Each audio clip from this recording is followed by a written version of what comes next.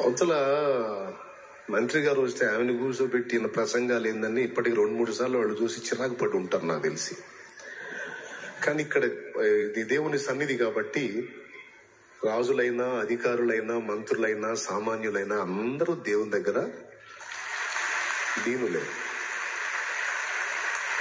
ఇప్పుడు నేను ఆపాను అనుకో, దేవుణ్ణి తృణీకరించినట్టు అయింది. అది నాకు పాపం, అందుకే ఆపలా. మరోలా అనుకోవద్దు.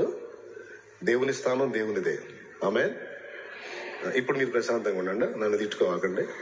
ఆ పాయింట్కి వద్దాం. ఎక్కడొచ్చాగా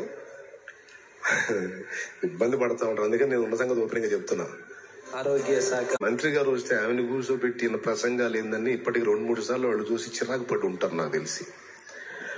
కానీ ఇక్కడ ఇది దేవుని సన్నిధి కాబట్టి రాజులైనా, అధికారులైనా, మంత్రులైనా, సామాన్యులైనా అందరూ దేవుని దగ్గర దీనులే.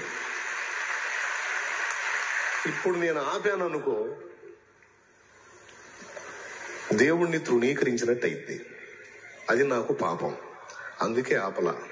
మరోలా అనుకోవద్దు. దేవుని స్థానం దేవునిదే. ఆమేన్.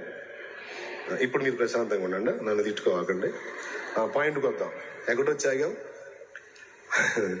ఇబ్బంది పడతా ఉంటారు, అందుకని నేను ఉన్న సంగతి ఓపెన్ గా చెప్తున్నా. ఆరోగ్య శాఖ మంత్రి వర్యులు విడుదల రజనీ గారు మన మధ్యలో ఉన్నారు. మరి వారు మనకి శుభాకాంక్షలు తెలియజేస్తారు. సమయాన్ని 2 మాటల